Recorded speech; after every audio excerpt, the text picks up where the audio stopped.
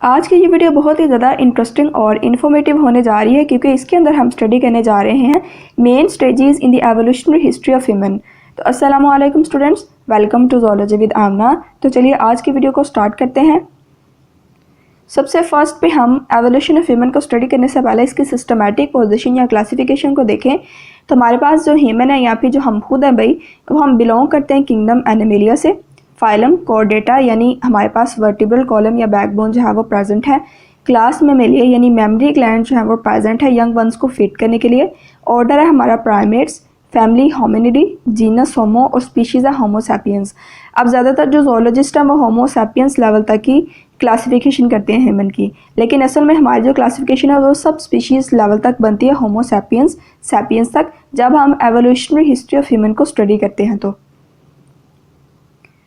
अगर हम main stages in the evolution of human क्या देखें तो हमारे पास जो मेन स्टेजेस आती हैं वो हमारे पास है। सबसे फर्स्ट स्टेज आएगी ड्रायोपिथेकस, इसके बाद सेकंड स्टेज है रामापिथेकस, ऑस्ट्रेलोपिथेकस, होमो हैबिलिस। अब देखें भी अगर जब हम फर्स्ट स्टेज को स्टडी करेंगे तो इस फर्स्ट स्टेज में हमें कोई भी ह्यूमन लाइक कैरेक्टर जो है वो नज़र नहीं आएगा, और जैसे जैसे हम फर्दर स्टडी करते जाएंगे ह्यूमन लाइक कैरेक्टर जो है वो इन सीरीज़ के अंदर जो है वो अपीयर होना स्टार्ट हो जाएंगे। नेक्स्ट हमारे पास है होमो इरेक्टस। इसके बाद हम देखेंगे होमो इरेक्टस की ही दो वैरायटीज़, होमो सैपियंस निएंडरथालेंसिस और होमो सैपियंस फॉसिलिस, और आगे होमो सैपियंस फॉसिलिस जो है वो राइज करेंगे होमो सैपियंस को। ओके जी, सबसे फर्स्ट स्टेज है हमारे पास ड्रायोपिथेकस। अब ड्रायोपिथेकस ओरिजिनेट हुए लेट मायोसिन में, आज से तकरीबन 24 मिलियन ईयर्स पहले। अब इनकी जो बॉडी थी ये एप लाइक थी ऑफ कोर्स, और इनका जो गेट था यानी जो वॉकिंग स्टाइल था वो गोरिल्ला और चिंपैंजी जैसा था। अब ये ट्री डवेलर्स है यानी इन्होंने ट्रीज़ के ऊपर ही रहना होता था, और इनके पास अपोजेबल टो प्रेजेंट है। जैसे कि आप यहाँ पे फीट्स को देख भी सकते हैं कि इनके फीट के अंदर जो है वो अपोजेबल टो यानी इनका जो फीट है वो कुछ इस तरह से है ताकि ये ट्रीज़ की ब्रांचेस के ऊपर जो है वो वॉक कर सके। इनके जो कोप्रोलाइट फॉसिल्स हैं यानी इनका जो फॉसिलाइज्ड फीकल मैटर जब हमने उसकी स्टडी किया है तो इसने शो किया है कि ये सॉफ्ट फूड्स जैसे कि फिग्स और लीव्स वगैरह पे जो थे वो फीड करते थे। अब इनको मॉडर्न डे ह्यूमंस और एप्स दोनों का एंसेस्टर जो है वो कंसिडर किया जाता है, क्योंकि जब लेट मायोसिन में हमें पता है जब फॉरेस्ट जो थे वो ख़त्म हुए, फॉरेस्ट आगे जो थे वो ग्रासलैंड डेवलप हो गए, मतलब ट्रीज जो थे वो कम हो गई। अब हमें पता भाई इसने ड्रायोपिथेकस ने तो ट्रीज़ के ऊपर रहना होता था, तो जैसे ही ट्रीज जो थे वो कम हुए नंबर में, तो क्या हुआ, कुछ ने जो था वो ट्रीज़ को लेफ़्ट कर दिया। जिन्होंने ट्रीज़ को लेफ़्ट कर दिया वो मॉडर्न डे ह्यूमन की लाइन की तरफ एवॉल्व होना स्टार्ट हो गए, और जो कुछ पार्ट ऑफ देयर लाइफ्स जो थे वो उन्होंने ट्रीज़ पे ही स्पेंड की, वो मॉडर्न डे एप्स की तरफ उनकी एवोल्यूशन हो गई। नेक्स्ट हमारे पास सीरीज़ के अंदर आता है रामापिथेकस। तो अगर रामापिथेकस को देखें तो ये तकरीबन आज से 15 मिलियन ईयर्स अगो पहले एवॉल्व हुए हैं ड्रायोपिथेकस से, और इनके जो फॉसिल्स हैं ये डिस्कवर हुए हैं सवालिक हिल से और अफ्रीका से। अब ये जो सवालिक हिल्स है ये हमारे पास 3 कंट्रीज़ में मेनली आते हैं, पाकिस्तान, इंडिया और नेपाल। तो भाई इनके फॉसिल्स वैसे नेपाल से तो नहीं मिले, जो सवालिक हिल्स का जो पार्ट इंडिया और पाकिस्तान के अंदर होता है वहाँ से हमें रामापिथेकस के जो फॉसिल्स हैं वो डिस्कवर हुए हैं। अब इनका जो पहले जा का जो फॉसिल डिस्कवर हुआ था वो कंप्लीट नहीं था, वो इनकम्प्लीट जा स्ट्रक्चर तो था। उससे हमने गैस लगाया था कि इनकी जो डेंटेशन है यानी इनके जो टीथ स्ट्रक्चर है और जो नंबर ऑफ टीथ है वो ह्यूमन लाइक है, यानी ह्यूमन डेंटेशन थी इनकी, ठीक है। लेकिन जैसे ही हमने कंप्लीट जो जा फॉसिल जो है वो डिस्कवर किया है तो इनका जो कंप्लीट जा स्ट्रक्चर है इससे शो हुआ है कि इनकी जो डेंटेशन है वो ह्यूमन लाइक नहीं है, बल्कि ये नॉन ह्यूमन डेंटेशन जो है वो शो करते हैं। इसी वजह से अब इनको ओरेंगुटन्स का एंसेस्टर जो है वो कंसिडर किया जाता है। अब इसमें रामापिथेकस में हमें सिर्फ फीमेल के फॉसिल्स डिस्कवर हुए हैं जो कि 4 फीट इन हाइट है। अच्छा, ये अब जहाँ पे भी जिस भी स्कीम के अंदर स्टडी करेंगे आपको ये जो स्टेजेस ऑफ एवोल्यूशन है इनमें थोड़ी बहुत जो डिफरेंस है वो मिल सकता है। जैसे कि हो सकता है कि आप किसी और बुक से अगर इसको स्टडी करें तो मे भी उन्होंने रामापिथेकस जो है वो ह्यूमन के एंसेस्टर्स के अंदर ही डाला हो, ठीक है। लेकिन जहाँ से अब यहाँ पे हम देख सकते हैं कि यहाँ पे वो कह रहे हैं कि ये ह्यूमंस के एंसेस्टर नहीं है, बल्कि इनके जो रिसेंटली डिस्कवर्ड फॉसिल्स हैं उनसे हमें ये इन्फॉर्मेशन मिली है कि ये ओरेंगुटन्स के एंसेस्टर जो हैं वो बनते हैं। नेक्स्ट स्टेज है हमारे पास ऑस्ट्रेलोपिथेकस। ऑस्ट्रेलोपिथेकस से इनको हम फर्स्ट होमिनिड फॉसिल जो हैं वो रिगार्ड करते हैं, ठीक है। और ये सेमी इरेक्ट इन पोस्चर थे, मतलब इरेक्ट बिल्कुल इस तरह सीधा नहीं था पोस्चर, बल्कि इनका जो पोस्चर था वो थोड़ा सा इस तरह था, टिल करते था, थोड़ा सा टर्न करके था। इनके अंदर अपोजिबल टो जो था वो प्रेजेंट तो था, लेकिन ये लॉस्ट होने की स्टेजेस में था, जैसे कि आप डायग्राम के अंदर देख सकते हैं कि इसमें बिल्कुल ही शो ही नहीं किया वो उन्होंने। ठीक हो गया। तो अपोजिबल टो था वो प्रेजेंट था, लेकिन ये लॉस्ट होने के स्टेजेस में था, क्योंकि इन्होंने अब ट्रीज़ के ऊपर तो ऑफकोर्स भाई ये रहते ही थे, लेकिन इन्होंने अब ग्राउंड के ऊपर भी वॉक करना स्टार्ट कर दिया था। इनकी जो क्रेनियल कैपेसिटी है या जो ब्रेन कैपेसिटी है वो हमारे पास है 650 क्यूबिक सेंटीमीटर। अब ये जो सीसी है ये ब्रेन कैपेसिटी या ब्रेन वॉल्यूम को मेजर करने का यूनिट है। अब इनकी जो ब्रेन कैपेसिटी थी ये 650 सीसी थी, जो कि एप से थोड़ी ही जो है वो ज़्यादा है, यानी एप्स की जो ब्रेन कैपेसिटी है वो हमारे पास रेंज करती है 550 टू 600 सीसी में, और ऑस्ट्रेलोपैथिकस की जो ब्रेन कैपेसिटी थी वो थी 650 सीसी। अब इनकी जो डेंटेशन थी ये ह्यूमन लाइक थी, यानी इनमें भी नंबर ऑफ टीथ्स और जो टीथ का स्ट्रक्चर होता है वो बिल्कुल ह्यूमन की तरह ही था, और इनका जो जा था लेकिन वो ह्यूमन से लार्जर था, और अगर एप से कंपेयर करें तो एप से छोटा था, यानी एप और ह्यूमन के इंटरमीडिएट में था इनका जा स्ट्रक्चर। अब इनकी जो आईब्रो रिजेस थी ये प्रोमिनेंट थी, जैसे कि आप इस डायग्राम के अंदर भी देख सकते हैं आईब्रो रिजेस इनकी प्रोमिनेंट है। इनका जो फोरहेड है वो रिसीडिंग है, यानी आगे की तरफ जो है वो झुका हुआ है। इसके अलावा इनकी जो क्रेनियम है उसको देखें तो ये फ्लैट है, और आर्म जो है ये इनकी ह्यूमन्स के मुकाबले में थोड़ी सी लंबी थी। ओके, ऑस्ट्रेलोपिथेकस को अगर नेक्स्ट हम डिस्कस करें तो आपने लूसी का नाम बहुत ज़्यादा सुना होगा। तो लूसी जो है वो ऑस्ट्रेलोपिथेकस इसी जेनस से बिलोंग करती है। ये हमारे पास है लूसी का फॉसिल्स, जिसको हमने रिकंस्ट्रक्ट किया है। ऑफ कोर्स भाई आपको पता है फॉसिल्स के अंदर तो सिर्फ हमें बोन्स वगैरह ही डिस्कवर होती हैं, तो ये बोन्स से दोबारा से ही डिस्कवर किया गया फॉसिल है कि उसका स्कल जो है वो कुछ इस तरह से होता होगा। अब ये हमारे पास 5 मिलियन ईयर्स अगो जो थे ये इवॉल्व हुए हैं, और इन्होंने काफ़ी ज़्यादा स्पीशीज़ को आगे राइज किया, जैसे कि ऑस्ट्रेलोपैथिकस एफरेंसिस, ए बॉयसी, ए रोबस्टस, ए अफ्रीकानस, ए एनामेंसिस और ए एथियोपिकस। और ये सारे के सारे क्या हुआ, टाइम के साथ जो है वो इनकी एक्सटिंक्शन हो गई है। सिर्फ और सिर्फ जो ऑस्ट्रेलोपैथिकस एफरेंसिस है इसको कंसिडर किया जाता है कि आगे जो था होमो हैबिलिस में इसकी एवोल्यूशन हुई है, और ऑफ कोर्स होमो हैबिलिस जो था आगे इसकी फर्दर स्टेजेस के बाद इसने फाइनली मॉडर्न डे ह्यूमन के अंदर ही कन्वर्ट होना है। ओके जी, नेक्स्ट हम स्टडी करते हैं होमो हैबिलिस को, जिसको हम स्किलफुल मैन का भी नाम देते हैं, क्योंकि ये फर्स्ट पर्सन था जिसने हमारे पास जो होते हैं जी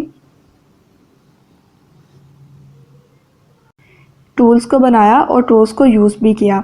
अब होमो हैबिलिस को अगर देखें तो ये भी एप लाइक ही था अपीयरेंस के अंदर, लेकिन इसकी जो क्रेनियल कैपेसिटी या ब्रेन कैपेसिटी है ये 700 टू 750 सीसी तक इंक्रीज हो चुकी थी। इसमें अपोजिबल टो जो था वो लॉस्ट हो चुका था। इसके जो हैंड बोन्स थी वो कर्व थी, मतलब जैसे ह्यूमंस के केस में तो भाई ऐसे होती हैं हैंड बोन्स कुछ, लेकिन यहाँ पे होमो हैबिलिस के केस में क्या था कि हैंड बोन जो थी वो कुछ इस तरह से कर्व थी। अब इसके बॉडी साइज़ को देखें तो इसका बॉडी साइज़ जो था इसमें इंक्रीज देखा गया, और इसके साथ साथ इसके अगर टीथ स्ट्रक्चर को देखें तो इसके मोलर्स और प्री मोलर्स जो हैं ये साइज़ में रिड्यूस हो गए, मतलब साइज़ में जो थे वो स्मॉल हो गए। ठीक हो गया। अब ऑफ कोर्स भाई अगर टीथ्स के अंदर ये मोलर्स और प्री मोलर्स अगर साइज़ में रिड्यूस हो रहे हैं तो इसका मतलब है कि या तो ये बहुत ही ज़्यादा हाई क्वालिटी फूड को जो है वो ईट कर रहे हैं, या फिर अपनी फूड को किसी तरीके से प्रोसेस कर रहे हैं, या दूसरे लफ्ज़ों में कि ये पॉसिबल है कि इन्होंने फायर को यूज़ करना स्टार्ट कर दिया था। ये कुक्ड फूड को ले रहे थे, लेकिन हम बहुत ज़्यादा यहाँ से जो है वो यकीन से नहीं कह सकते। अब ये रूडिमेंट्री स्पीच को शो करते थे। रूडिमेंट्री मतलब कि स्पीच जो थी वो बहुत थोड़े वर्ड्स को ये यूज़ करते थे। इसको होमोजीनस के अंदर इसलिए नहीं रखा गया कि इसकी जो ब्रेन कैपेसिटी है वो बहुत ज़्यादा थी, बल्कि इसको होमोजीनस के अंदर रखने की ये वजह थी कि ये सोशल इंटरेक्शंस शो करता था। सोशल इंटरेक्शंस मतलब एक तो भाई जैसे हम कह रहे हैं कि इसने टूल्स को बनाना भी शुरू कर दिया और टूल्स को अपने वेरियस पर्पसेस के लिए यूज़ करना भी स्टार्ट कर दिया। इसके अलावा यह कोऑपरेटिव हंटर थे, यानी ग्रुप्स के अंदर इन्होंने हंटिंग करनी थी, इन्होंने फूड को गैदर भी करना होता था ग्रुप्स के अंदर ही, और शेयर भी ग्रुप्स के अंदर ही करना होता था। तो इसके इस करैक्टर्स की बेस पे इसको होमोजेनस के अंदर रखा गया है। नेक्स्ट हम देखते हैं होमो इरेक्टस को। तो होमो इरेक्टस को first settler of new continent भी कहा जाता है, क्योंकि ये फर्स्ट पर्सन जिसने अफ्रीका से जो था इसने माइग्रेट आउट किया, एशिया, यूरोप और अमेरिका के अंदर ये चला गया। अब इसकी जो ब्रेन कैपेसिटी थी ये इंक्रीज होगी 900 क्यूबिक सेंटीमीटर तक। इसको रिगार्ड किया जाता है missing link between apps and humans, क्योंकि इसमें काफ़ी सारी हमें एप लाइक करैक्टर जो थी वो नज़र आती हैं। एप लाइक और ह्यूमन लाइक मतलब दोनों तरह की हमें काफ़ी सारे करैक्टर्स इसके अंदर देखने को मिलते हैं। जैसे कि इसके अंदर भी जो आईब्रो रिजेस थी वो काफ़ी ज़्यादा मैसिव थी। इसका जो फोरहेड था वो रिसीडिंग था, ठीक है। इसके अलावा इसके जो जाज थे वो प्रोजेक्टिंग थे, टीथ इसके जो थे वो लार्जर थे और इसकी जो नोज़ थी वो लो ब्रिज थी, मतलब इसकी जो नोज़ थी वो काफ़ी ज़्यादा नीची थी। अब अगर होमो इरेक्टस को हम फर्दर स्टडी करें तो इसमें क्या है कि इन्होंने फर्स्ट टाइम फायर को यूज़ किया, मतलब इन्होंने फायर को बनाना यानी फायर कैसे बनती है जब दो स्टोन्स को आपस में रगड़ें, ये काम इन्होंने सीख लिया था। इसके अलावा इन्होंने होम साइट्स को इस्टेब्लिश किया ताकि अपने यंग्स को जो थे वहाँ पे रियर कर सकें।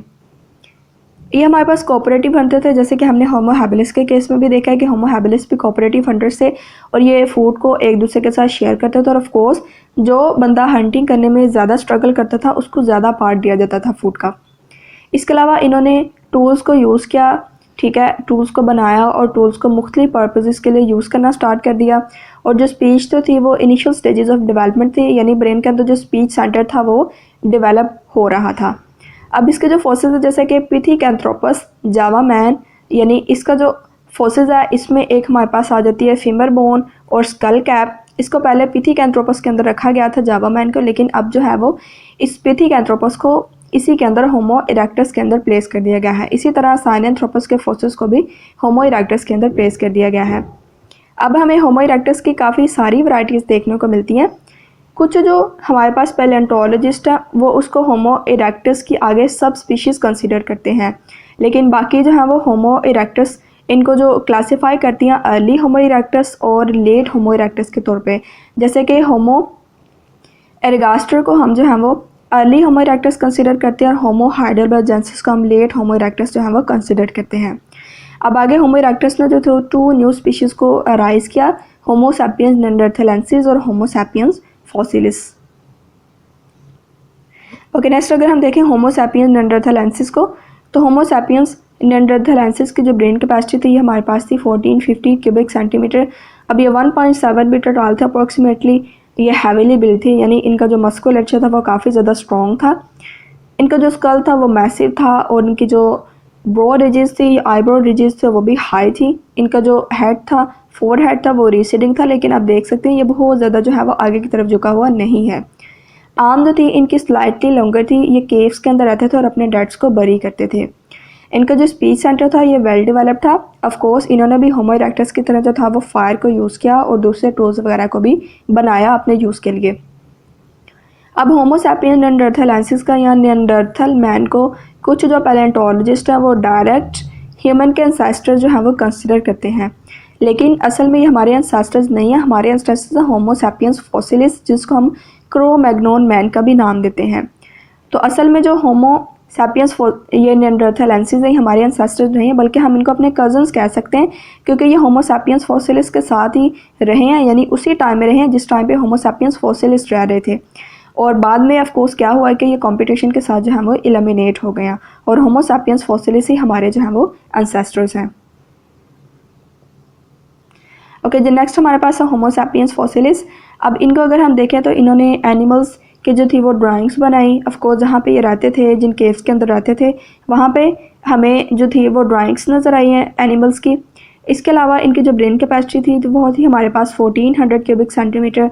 इनका जो स्पीच सेंटर था वो वेल डेवलप्ड था। इनका जो पोस्चर था वो अपराइट था, यानी बिल्कुल सीधे खड़े होते थे। और अगर आज के ह्यूमन के साथ इसको कंपेयर करें तो ये बिल्कुल हमें इनडिस्टिंग्विशेबल नज़र आता है, यानी हमें कोई इनमें ऐसा जो था वो डिफरेंस नज़र नहीं आता। फेस इनका ब्रॉड था, आई जो थी वो फार अपार्ट थी और मसल्स ऑफ कोर्स स्ट्रॉन्ग थे। और इन्होंने मॉडर्न मैन को आज से तकरीबन 40,000 ईयर्स पहले जो था वो अराइज कर दिया।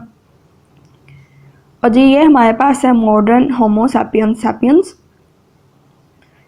तो स्टूडेंट्स ये थी आज की वीडियो। अगर आपको इसमें से कोई क्वेश्चन है, कन्फ्यूजन है, तो आप मुझे कमेंट के अंदर पूछ सकते हैं। अगर आपको वीडियो अच्छी लगे तो मज़ीद इन्फॉर्मेटिव वीडियोज़ के लिए चैनल को सब्सक्राइब करें। नेक्स्ट वीडियो तक के लिए अल्लाह हाफिज़।